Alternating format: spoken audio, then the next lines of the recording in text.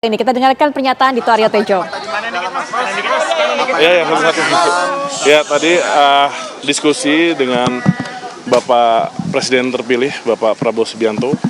Pasti beliau ada kepedulian yang sangat tinggi terkait dengan pemuda dan olahraga kita. Jadi sebatas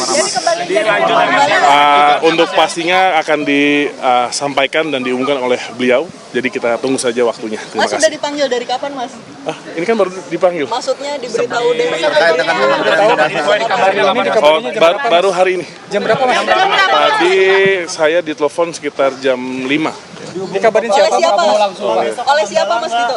Hah? Menunggu undangan. Tapi yang pasti besok nonton sepak bola. Jangan lupa nonton bola. Semoga menang, minimal imbang.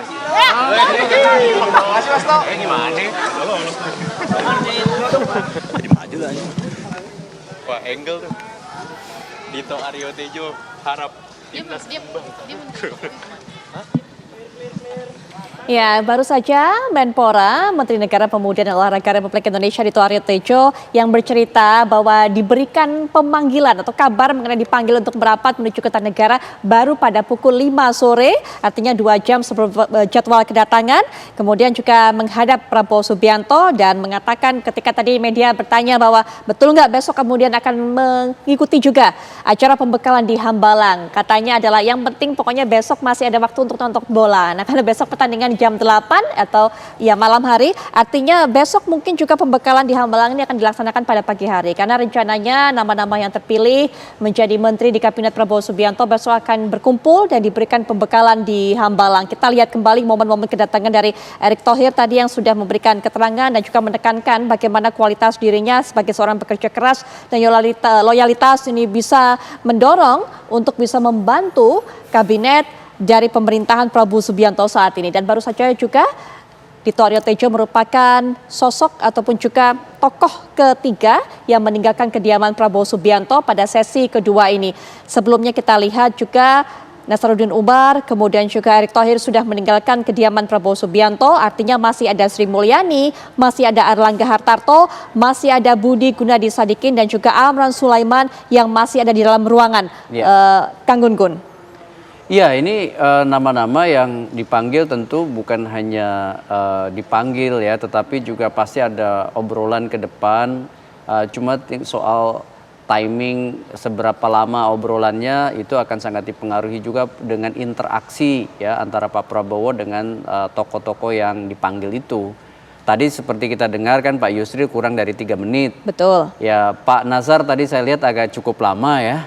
Ngobrol di dalam sampai kita dengar pada saat press conference tadi, jadi lumayan seperti cukup lama tuh ngobrolnya. Dito juga saya lihat agak lama ya, tinggal nanti kita lihat misalnya tokoh-tokoh lainnya. Tetapi yang paling penting Mbak Putri bagi saya adalah kita mengingatkan bahwa kementerian di era Pak Prabowo ini tidak mudah karena dihadapkan pada ragam tantangan, terutama harapan Indonesia untuk memaksimalkan bonus demografi, iya kan? Dan kita tentu berharap ya ada akselerasi yang signifikan dengan bertambahnya nomenklatur kementerian. Betul. Bayangkan aja ini sudah diberi semacam keleluasaan Presiden untuk membentuk berapa menteri yang dibutuhkan. Tujuannya apa? Tentu gerbong kabinet ini bisa bekerja dengan optimal. Tapi kalau hanya bertambah misalnya pos kementerian hanya sekedar untuk politik akomodasi, ya tentu tidak akan melahirkan perubahan yang signifikan. Kita tentu berharap ya dengan nambahnya misalnya kementerian-kementerian baru, hal-hal yang dipisah atau hal-hal yang baru yang kemudian dimunculkan dalam nomenklatur kementerian, kan ada juga yang kementerian yang dipisah ya. Betul. Ada juga yang mungkin kementerian baru. Yang dibentuk.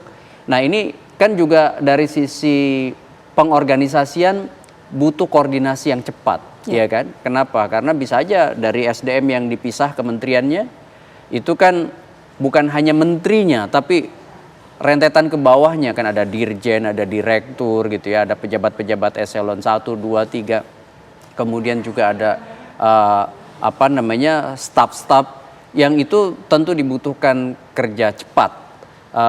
Kalau kita sebut misalnya quick wins ya dari kementerian itu apa? Ya tentu tidak akan bisa bicara quick wins kalau tata kelola awal, terutama sumber daya manusia, itu tidak kemudian terkoordinasikan dengan baik. Makanya salah satu agenda paling menentukan di era Pak Prabowo yang cukup berbeda dengan era Pak Jokowi, karena era Pak Jokowi kan 34 kementerian seperti sebelum-sebelumnya. Ya. Nah ini kan banyak kementerian baru ya. Ya, baik.